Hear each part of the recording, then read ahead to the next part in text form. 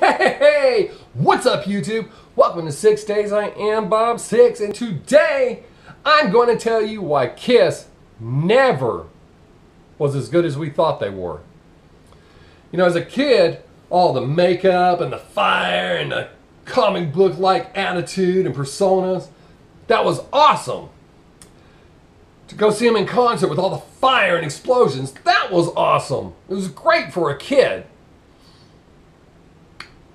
But when you stop and look back over their career as an adult and look at the hard facts, you realize they just weren't that good.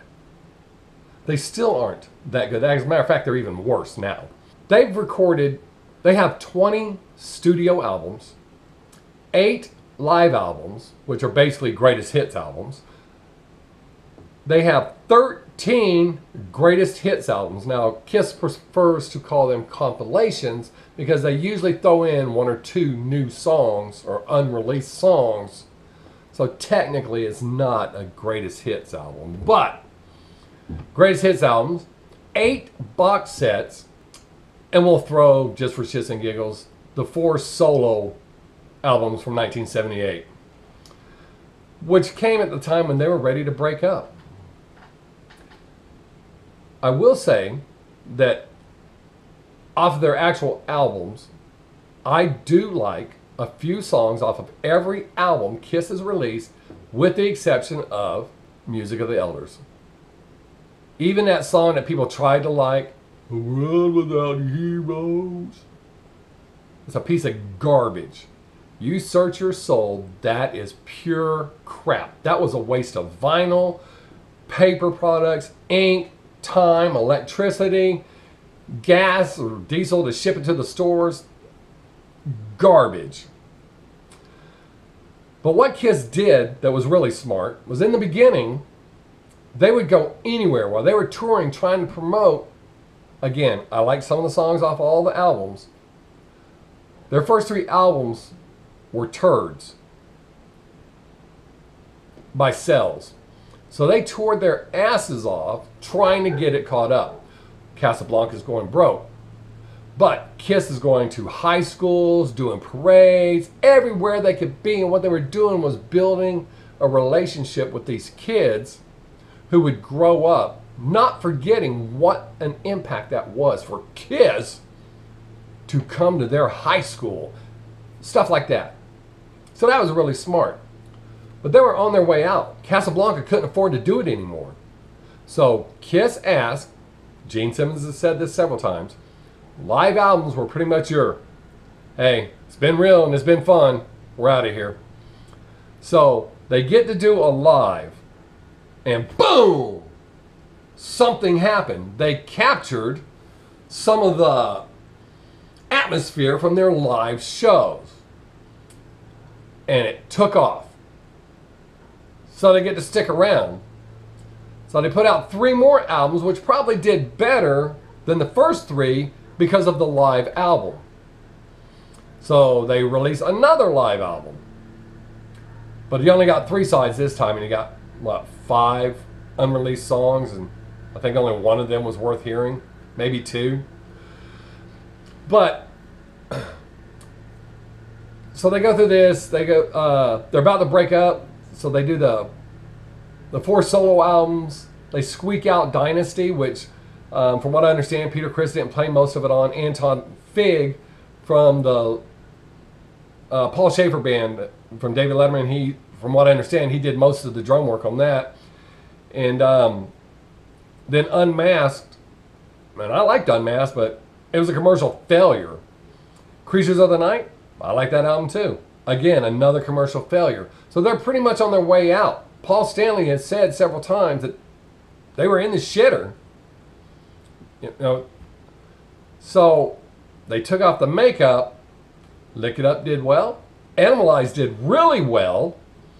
What was it? Asylum, then Crazy Nights. They all did well. And Kiss was enjoying themselves. They were still putting on the show they'd always put on, but now it's them. They knew it wasn't the makeup drawing people in. So Hot in the Shade was a commercial failure. I enjoyed it. That was the last tour I saw them on. I wouldn't pay the prices they're charging now if Kiss came here in their limo, picked me up, flew me in a private jet to the show. I hung out backstage for free. Nothing. If you check out this video right here, you'll see my whole feeling about this end of the road tour. It's about time. So not only were they not that good, they're not really that good of musicians. They're okay. Yes, they inspired a lot of people. So I gave them credit for years because they inspired a lot of kids, to include myself. They were a huge inspiration on me when I first started playing guitar to be a musician. I wanted to be a rock star. I wanted that lifestyle. But they're really not that good. They've had good musicians in the band. Bruce Kulick was an outstanding guitarist, but they held him back. Vinnie Vincent, regardless of what you think about him, was a good guitar player. Wrote some hits for them before and after you knew he was in the band. But they didn't like the fact that he's up there. And Gene Simmons said, and I quote, "I'd rather have a good A chord that cracks a rib than all that," I think he said bumblebees or something like that. So you get good musicians in the band and hold them back? You know, Alice Cooper has this really brilliant thing he does. When he brings new musicians into the band, young musicians, he lets them do their interpretation of his music, which keeps it fresh and up to date, sound-wise. That's brilliant.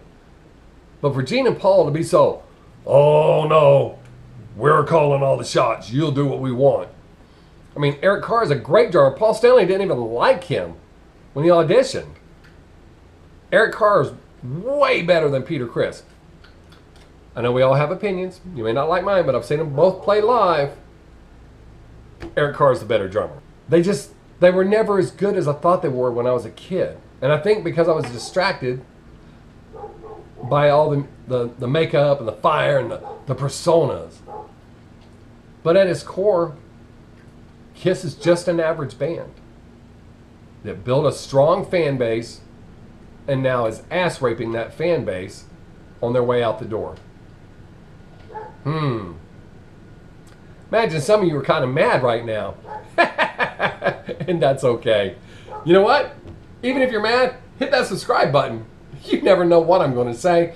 And if you got a different opinion, drop it below. And by different opinion, don't just tell me I'm full of shit. Justify your answer. Let me know why you think I'm wrong. I really appreciate it. I'm really curious to know because it fascinates me. I know we're all different. So drop that comment if you think I'm wrong. Until next time, have a great day. Make someone laugh if you can. I am Bob Sixx. Peace!